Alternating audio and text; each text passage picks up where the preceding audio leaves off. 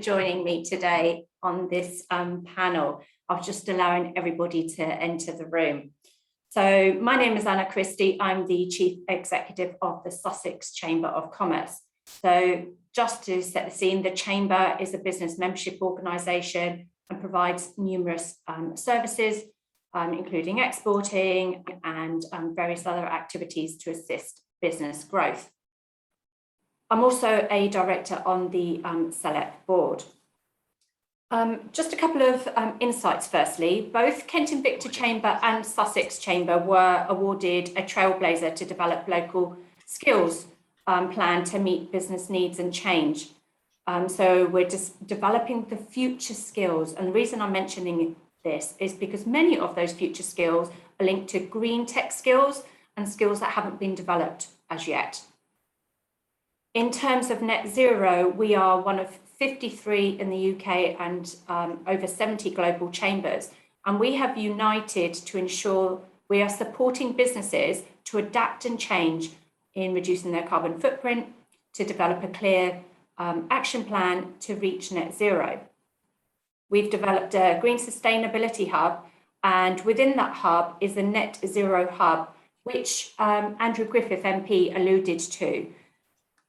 If you link onto this is led by all of the business organisations such as the FSB, CBI, UK Hospitality, Make UK, which is manufacturing engineering, and all of the national chambers.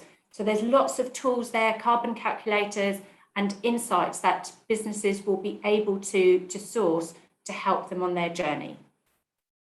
But starting on that journey to net zero or clean growth can be daunting. So today we have a panel of experts to support you in your roadmap to clean growth and unlocking these opportunities. I'd now like to ask each panel member to introduce themselves and just speak for a few minutes about setting out their experience. So if I could just welcome Rob, please. First but least. Hello everyone. So yeah, my name's Rob Robinson. I head up the low carbon team at Kent County Council, so under the Low Carbon Kent banner. So we've been delivering a number of different initiatives over the past 5 years or so, and a number of those you've already heard about today. So it's quite nice getting ministerial mentions of the projects we've been working on. So that's really nice. So Sarah, who's also on the panel, will sort of cover a little bit more about the specific project that relates really cleanly to this clean growth agenda. But I suppose a lot of the insight that I've developed over the sort of past few years or so has been through working with businesses on low case. So we've definitely seen a shift. I won't use the word tidal again because it's already sort of been used a fair amount today. But we've seen a shift of businesses focus on, I really need to do an energy efficiency project because it's going to save me X amount of money.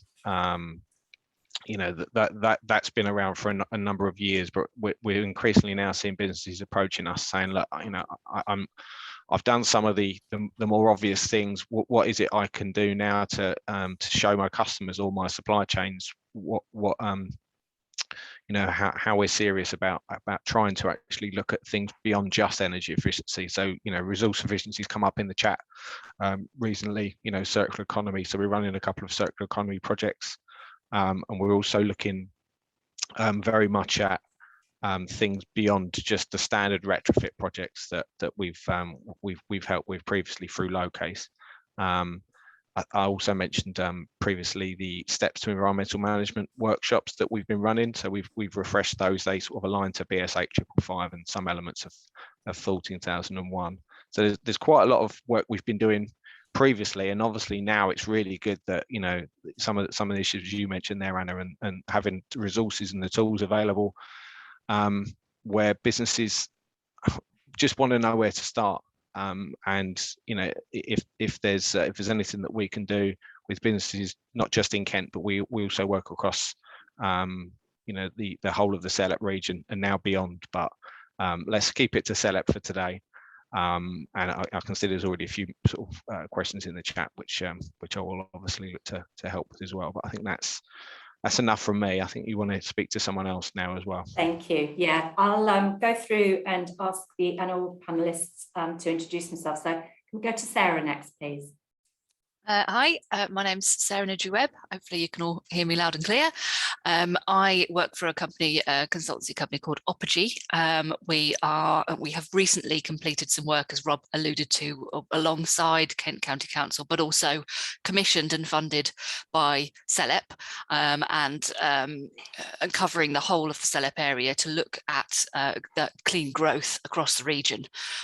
So Clean Growth South East has run a number of different research elements and a lot of business engagement as well, and hopefully many of you saw some of our online content and some of our workshop sessions. But coming out of that programme, really we can see that clean growth is massive for the Southeast. It's a sector that's growing increasingly over time. At the moment, in our most recent updated analysis, there's over 12,600 businesses that you could class as working in this sector in the Southeast.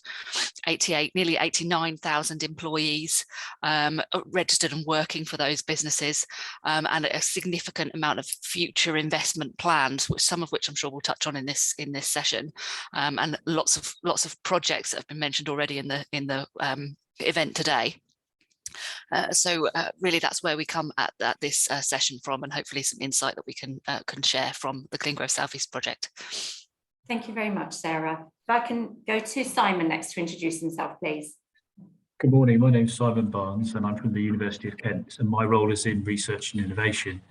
Thank you for asking me to join the panel today. I mean, I think, you know, there's a number of aspects where we can help as universities, and that's really around our students and educating our students. They are the people of tomorrow who need to understand the impact, and really they will be dealing with the response of what we've done. Around our research and innovation, and that's a really important aspect, and I'll say a bit more about that in a minute. Universities should be places that business feel comfortable working with, and they can talk to us, they can come up with some of their challenges, and we should also really be helping in those new skills we need as a region to support our green economy. That's really important. More specifically, the kind of work we're doing really here at Kent is looking at new materials. So as we've heard, a lot of carbon that we actually consume is embedded in the materials that we use. So it's really important to see how we can use new natural-based materials and processes as part of our future technologies and systems. And we're including hydrogen in that work, and understanding of what hydrogen might mean and how we might use hydrogen. The other area we can help specifically is around helping businesses understand their resilience and optimization. I think what we know is that the clean energy future is a very difficult one. It's a very challenging one. A whole different range of fuels and options, and how you optimize those for the function of your business is something that we're very keen to do through Kent Business School. Specifically, Growing Kent and Medway looks at, that's a scheme in action at the moment that looks at the horticulture and agricultural sector. That's got a very strong low carbon focus. We're working on maritime projects around the coast with both Port of Dover, P&O, and now the Port of London Authority. Food waste and how we handle food waste in the future and how we deal with food waste more efficiently. That's another specific area of activity. And then, as I said, understanding hydrogen. And interesting to hear Jonathan Porritt's comments, but there are some businesses and industries that will still have to use gas as a fuel, whatever kind of fuel that is. And so understanding how hydrogen will replace gas where it needs to is important. So just to summarize, our students, their education, skills, and new technologies and systems, universities should help all of you with that. Thank you. Thank you very much, Simon. And if I can ask Fergus to introduce himself as well, please. Thank you very much. Yeah, my name's Fergus Bailey. I work for the Department for Business, Energy and Industrial Strategy. I'm in the Net Zero Public Engagement team under Andrew Griffiths, obviously, who spoke earlier. And our objective is to try and get as many SMEs signed up to net zero by 2050 and to halve their emissions by 2030. So we've got a webpage called the SME Climate Hub, and we've been directing businesses in the UK to go and sign up there Currently, I think we're on 2,131 businesses signed up, so doing really well at the moment, but we're trying to increase those numbers. So we've been speaking to business representative organisations, and we've had some really good sessions with growth hubs as well. Because sadly, our team is not big enough to be able to reach all the businesses. So business representative organisations are really, really key to our sort of interactions. The aim is to try and get as many businesses as possible signed up, and then continue to give them guidance and free carbon calculators as well. Because we understand that for small businesses, it's quite difficult to know where to start. So we want them to initially measure their carbon footprint, and then what the tools that we have will give them a plan, and they will then follow that plan, and then it will reduce their carbon emissions. So yeah, I think that's probably all for me at the moment. Thank you very much, Fergus. So thank you all for joining us this morning. Question for the panelists, and please just unmute yourself if whoever wants to answer this. But what do you believe are the biggest barriers to businesses in making changes?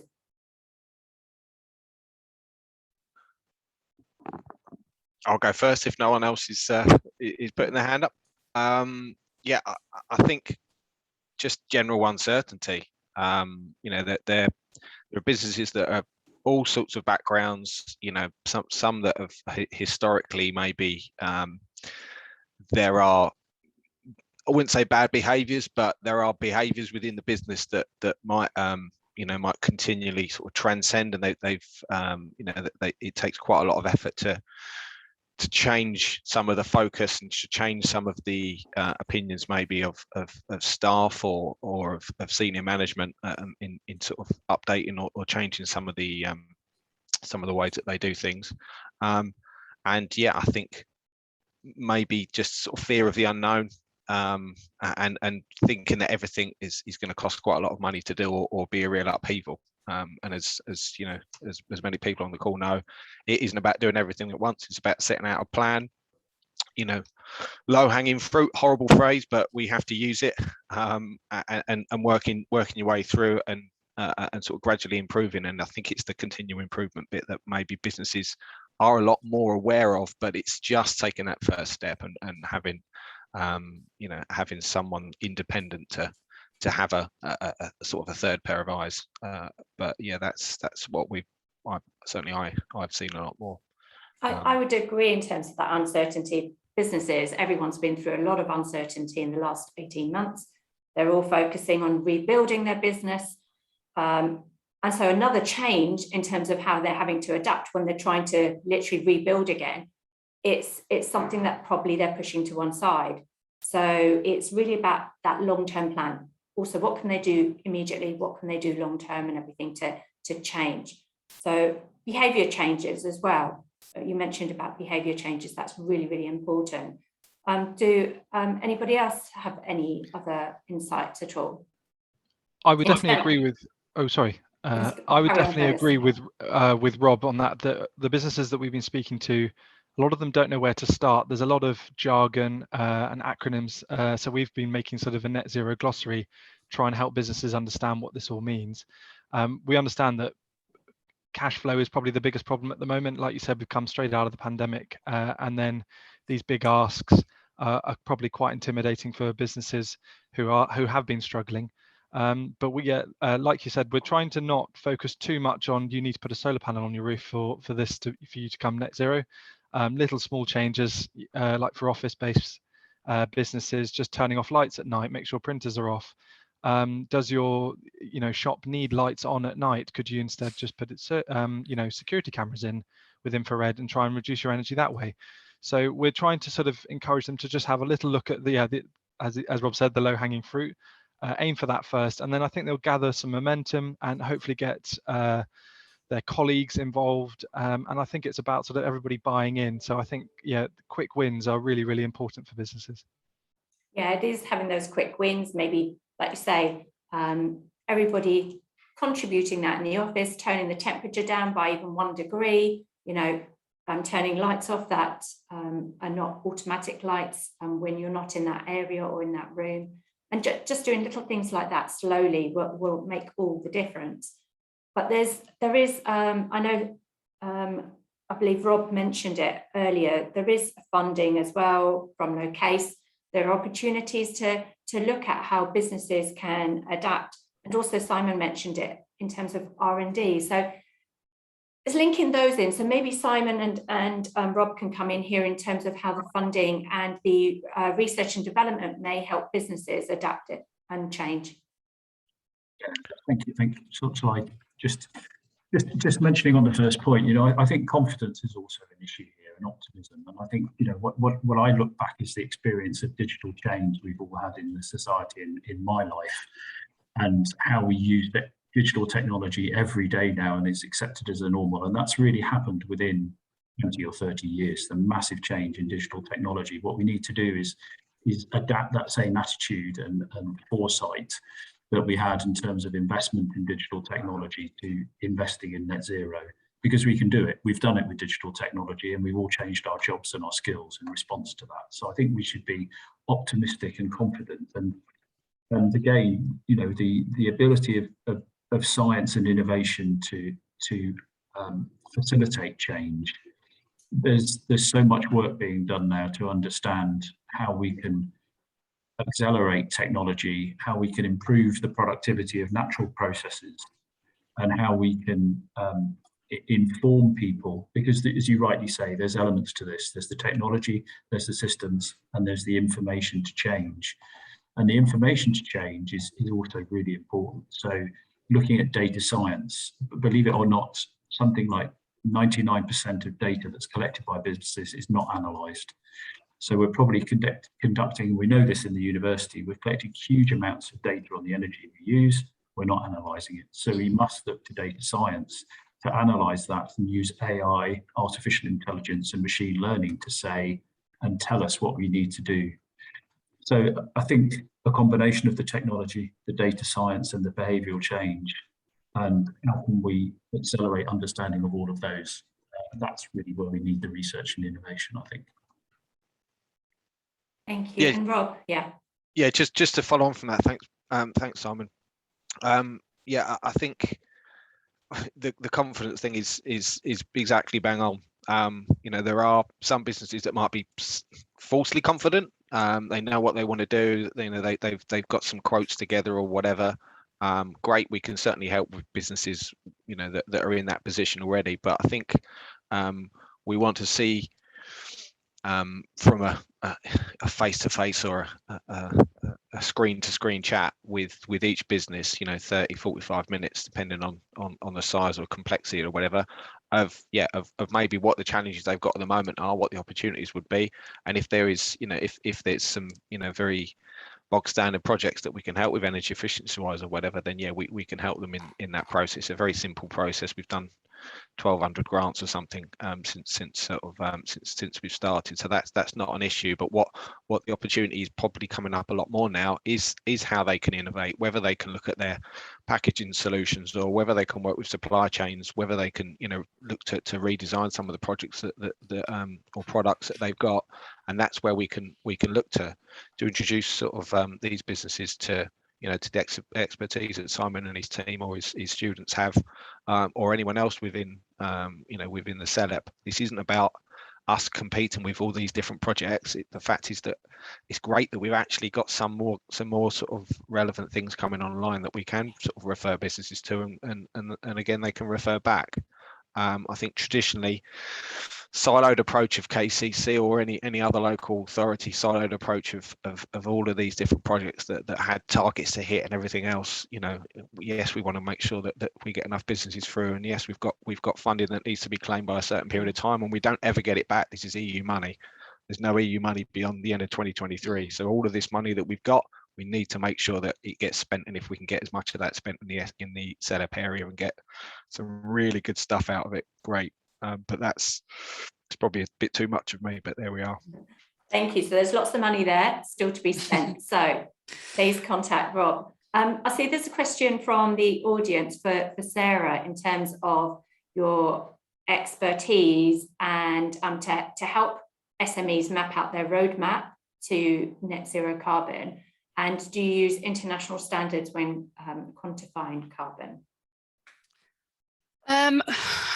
I think really the answer to that probably depends on it's a bit specific to the type of business. There is lots of information out there on how to improve your, to make your roadmap, understand your impacts and all of that sort of stuff. But whether you go for some of the, international standards and you head along that route, sometimes they're very comprehensive, or they are very comprehensive. They're there for big businesses to measure and benchmark their improvement. And for a small company, they're probably far too comprehensive, really overboard for what you can manage in terms of what's suitable for you.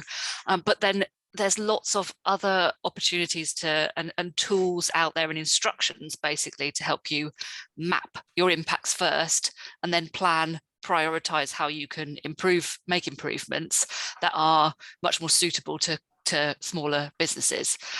So there's lots of, the STEM program that Rob has mentioned is related to business standards, British standards, which are more digestible for smaller and medium-sized businesses, more easier for you to follow up and follow through, and don't require all the comprehensive stuff that larger companies would need to follow and report. So it's really about kind of finding the right sort of tool that's out there, and they are definitely there. It's worth having a conversation directly about your size of your business and what you do, perhaps with somebody from the council, or maybe with somebody from our Clean Growth South East team, or your growth hubs may be able to give you some advice on that area. So it's just a little bit about finding, what's the most appropriate support for me, and it's certainly there in terms of helping you to understand and roadmap your emissions. We spoke a lot about some of the quick wins that are there for smaller companies, and right the way through to a really comprehensive mapping of your carbon footprint and looking at all your different types of emissions all along your process. But it's really about just finding something that works for you, and there is certainly help there through programs like STEM to give you some one-to-one support and resource some of that work. Thank you, Sarah. I think it is important as well that I know there are standards out there and everything. Some of them are expensive and it's a process, but most importantly, it's businesses putting in a plan and sticking to that plan rather than just going through the process and standards for the sake of it. I think it really is an opportunity to set out a plan, short, medium, long-term plan in terms of how businesses can start to reduce their carbon footprint and meet the net zero agenda. And just to add to that just slightly, after you have your plan, it is about following it through, of course, but communicating it, telling people that you've got a plan, telling people that you're looking at it, even if your emission is larger than you want it to be at the moment, communicating that to your customers and your employees will really help you to achieve it. So that's the second most important thing I think that you can do, really. Definitely. I have a question here as well for Fergus in terms of your campaign in supporting businesses and what you're doing. Maybe you can just elaborate on that a little bit more in terms of what BEIS are doing for businesses. Yeah, sure. So we've got Andrew's team is split into the larger businesses and then the smaller businesses. So I'm currently looking after the sort of local and regional engagement with smaller businesses. And then the larger businesses are being headed up by my colleague Yasmin. So we've got a task force of larger businesses who have all made commitments and are putting into effect some of their sort of net zero strategies. And then on the small business side, it's speaking to small businesses, finding out what are the main barriers to them at the moment, taking that back and then forming sort of part of our policy. So a lot of what we heard from small businesses then fed into the net zero strategy. And then we're going to be looking to continue to work with the growth hubs to sort of have a finger on the pulse, find out what are the problems past COP, because I think obviously there's a lot of momentum up to COP, but I think the real crunch time for small businesses and going net zero will be after COP, when the media and the hype all dies down. How can we continue to support those small businesses? What is working for them? What isn't working for them? So the SME Climate Hub is the sort of main push that we have for businesses, for them to go there, sign up and use the tools. And then we'll be developing that, changing some of the tools if they're not quite working. I'm going to try and make it as simple as possible so that all small businesses can measure their carbon footprint using our free carbon calculator. and then report back to us on a yearly basis about how they're doing. So yeah, we're going to continue to update and sort of interact with small businesses well past COP.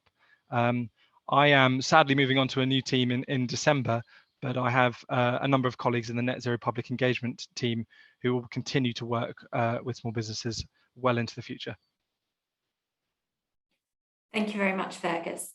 I have a question here in the chat as well. It's about the importance of making sure that we're probably using the same kind of methodology for quantifying carbon, because there's going to be lots of calculators and tools out there and everything. Isn't it important that we're all doing this in the same way, so that there are the same outputs and everything that can then go back to government in terms of how we're measuring and quantifying carbon? I don't know if any of the panelists have got any comments on that. I'll come in again on this one if you want me to. Thank you. Yeah, so we've been having discussions as well with procurement, certainly in Kent, as part of the climate change networks. We've been having discussion with all procurement teams as well. So, for example, Nicholas Thurston at Canterbury, who may or may not be on the call, has been really useful and interested in trying to get all of the local authorities standardised in the way that they're doing this. And I can't remember the exact tool, but it's the international standard that they're using. And I've just said in there the chat there to Dane, and this isn't, I can understand why you're asking it from a look at your website as well. You know, we do all want to be doing the same thing from up in Leeds all the way down to the Sellet, because you know, these things you've got to be comparing apples with apples. But yeah, I'm more than happy for us to have a chat offline about it. But this is an exact thing that I spoke to Steve at Planet Mark around as well, and obviously Planet Mark doing this with Bays, and we want to make sure that yeah, exactly what you say. So that's yeah. No, I think I'd agree with Rob really, but I suppose the main thing to add to that, I think, is that transparency is really key. If you're going to do a carbon footprint, if you're going to go through that process, and if you're going to then talk about it and measure your improvement, then it's as important as making sure you're reporting in the same sort of way as other people do, especially for larger companies, councils, to be recording on and reporting on a level playing field. But if you're a smaller company or a medium-sized company doing this activity, then just be really clear in your communication about what your carbon footprint includes. Are you looking at your direct emissions, your scope 1 and 2, or are you looking at scope 3? Are you just considering your carbon impact? Have you thought about the other types of greenhouse gas that are involved? So transparency is really the key to make sure that what you say is very clear to any person reading it in terms of what you're committing to or have achieved. Thank you. We're running out of time, so very quickly, I know you mentioned scopes 1, 2 and 3. The biggest challenge is going to be scope 3 in terms of the supply chain, the purchases, the travel and everything else. But just very briefly from each panelist, 10 seconds, what would you say is the biggest potential disruptor in the journey towards clean growth? If we can start with Rob. Conflicting information, I think. Okay, thank you. Sarah. Oh, that's a tough question.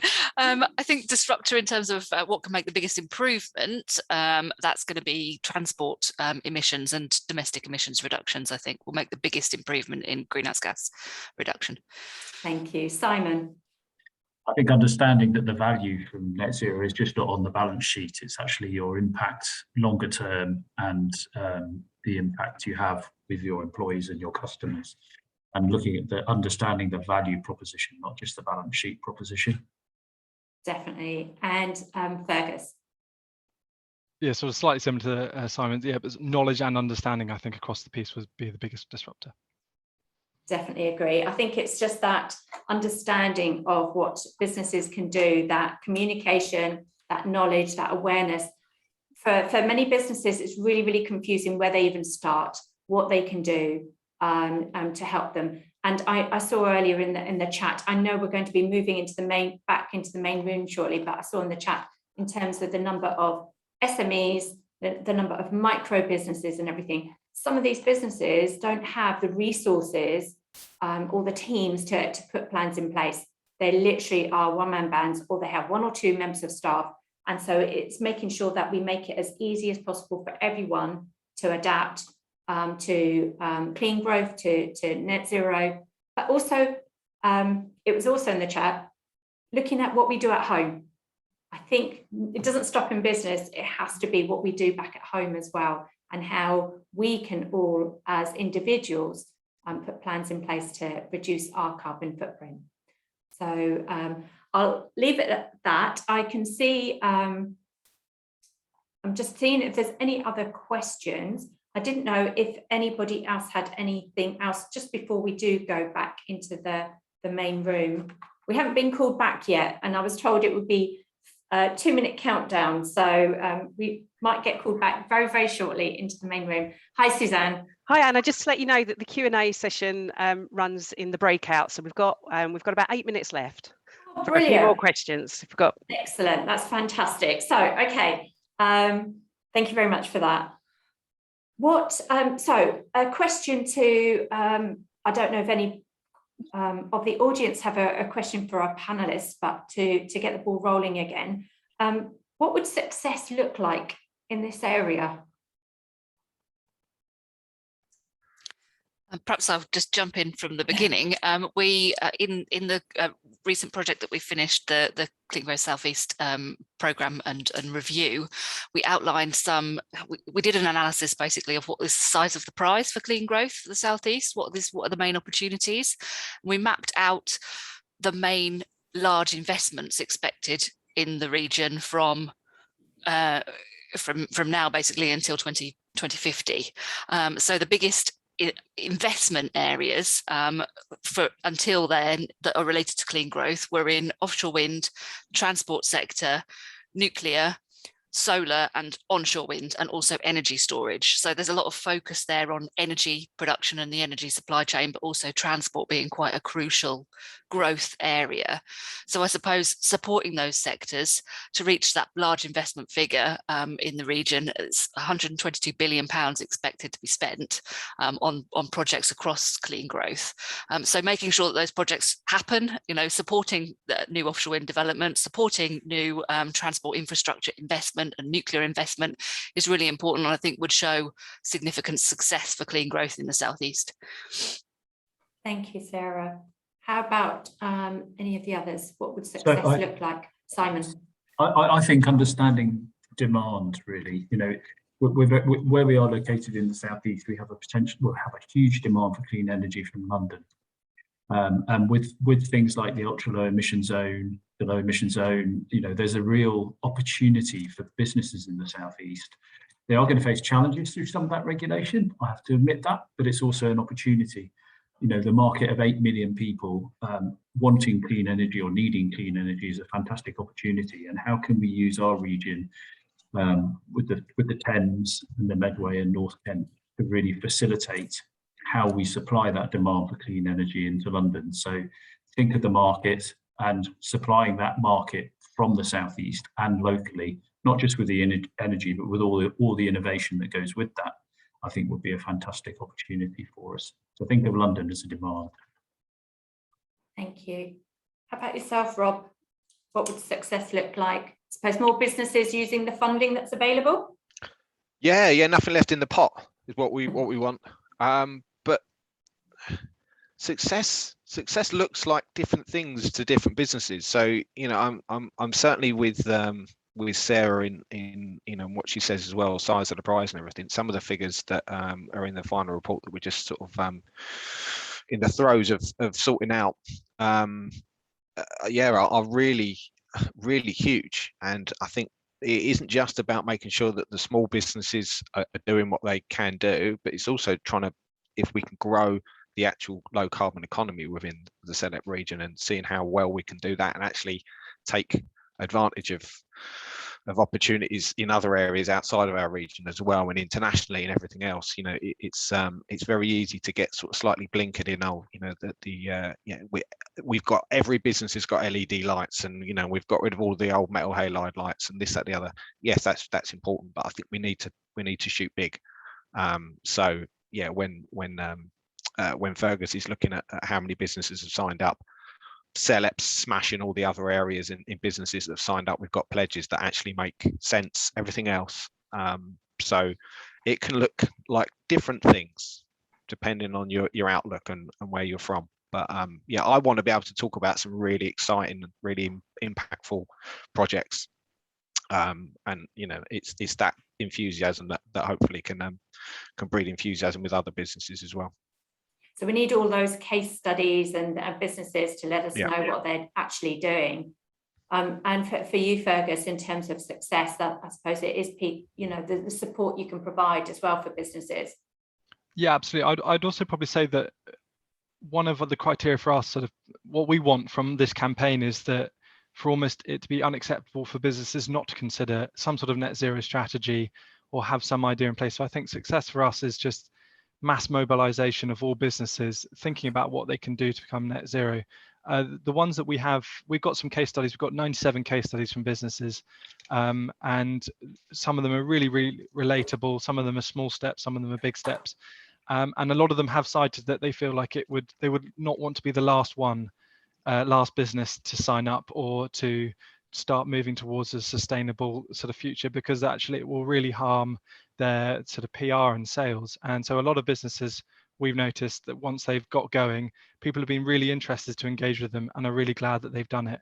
So I think our target, our sort of metric for success is mass mobilization of businesses who have all signed up for net zero and are all thinking about it. At least that doesn't have to be, you know, massive, just having a think about what they can do. I think that would be our big metric for success. Thank you. I can see I have got a 3-minute countdown now at the moment. Just very quickly, we've got consumers that will drive change, is what we hear. Okay, but the evidence shows that consumers misunderstand, misinterpret the scale of the impact that their choices have on the environment, whether it's positive or negative. So does business have a role in educating their customers, their suppliers? I would say sustainable supply chains, and a supply chain is right from that point of production right through to the point of consumption and disposal, and then back into production. And just getting people understanding what they buy, what the impact of that is at the end of life, and what ingredients go into what they buy, and thinking much more about that from a local perspective, from a resilience perspective and that end of life perspective. And I think businesses and working with organisations like Produced in Kent and other organisations like that to inform them and help educate them to understand and inform their customers is really important, because there's so much carbon embedded in supply chains. We've got to get to grips with that for the Scope 3 element, and that's going to be tough. It's going to be the toughest scope, should I say, for every single business in terms of educating their suppliers and their supply chain. Definitely. I really agree with what Simon said, and I think it comes back to that transparency point as well. Even if your message is small about your product or service, if you can inform some of your customers at least about how you've changed an impact or reduced an impact and what that's done, then hopefully that will win you more customers who are environmentally conscious. And secondly, you're contributing to that education piece. Thank you very much, Sarah. I'd just like to take this opportunity to thank all of our panelists this morning, to thank Rob, Sarah, Simon and Fergus for joining us, and for all of you, for all of the businesses for joining us as well. I know 30 minutes isn't very, very long. We've run out of time and this discussion could go on for many hours. So thank you for joining us this morning, and we'll see you shortly in the main room. So we've literally got half a minute remaining. So I didn't know you can actually exit, or we can just wait a few minutes before we are all asked to leave. There's Suzanne. I just wanted to say thank you to you as well for chairing the session, Anna, and to the panelists. Really, really useful, really interesting session. And thank you for everybody attending. And Amy will be throwing us out of the room in just about 8 seconds. So if everyone just sits tight, we should see you all back in the main session very shortly. Thank you.